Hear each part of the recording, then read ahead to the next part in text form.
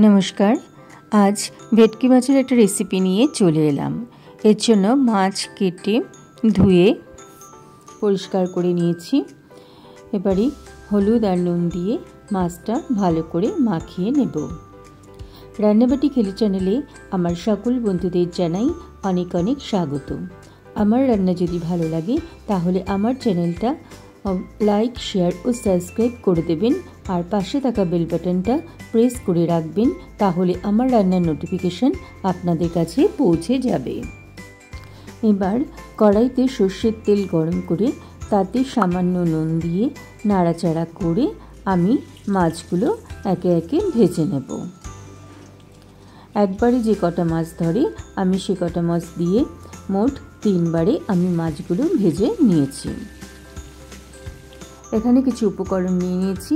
আছে আদা, পেঁয়াজ, টমেটো, আলু আর একটা পেঁয়াজ কুচোনো।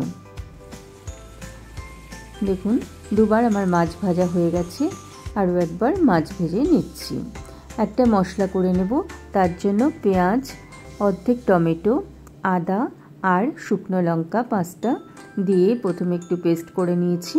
তারপরে 1.5 চামচ জিরে দিয়ে আবারও পেস্ট করে নেব। অপর দিকে আরেকটা কড়াইতে দিয়ে দিলাম পরিমাণ মতো সর্ষের তেল। এতে ফোড়নে দিচ্ছি 2টো তেজপাতা, গোটা জিরে আর কুচিয়ে রাখা পেঁয়াজটা দিয়ে দেব।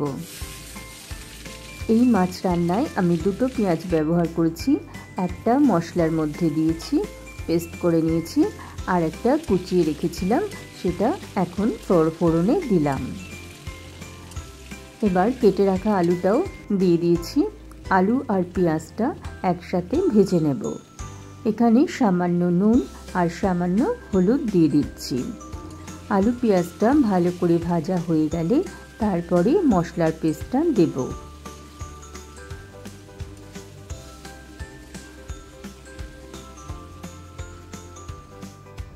আলুটা আমার ভাজা ভাজা হয়ে গেছে। এবারে মশলার পেস্টটা দিয়ে দিলাম। এখন খুব ভালো করে কষিয়ে নেব। অর্ধেক টমেটো আমি মশলার পেস্টের মধ্যে দিয়েছিলাম আর অর্ধেকটা এখন দিলাম।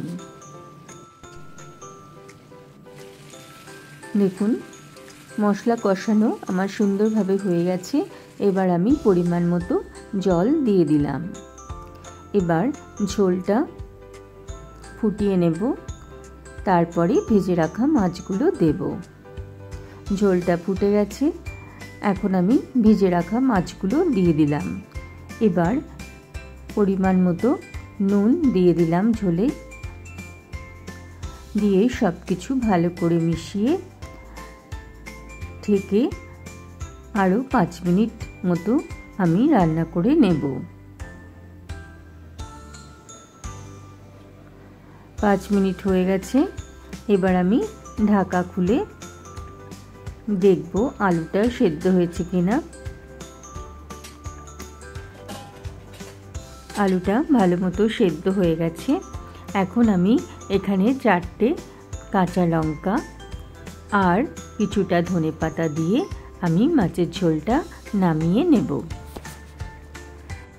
হয়ে গেছে আমার আলু দিয়ে ভেটকি মাছের ঝোল রেসিপি।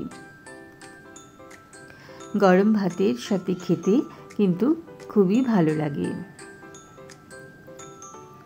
সবাই ভালো থাকবেন, সুস্থ থাকবেন।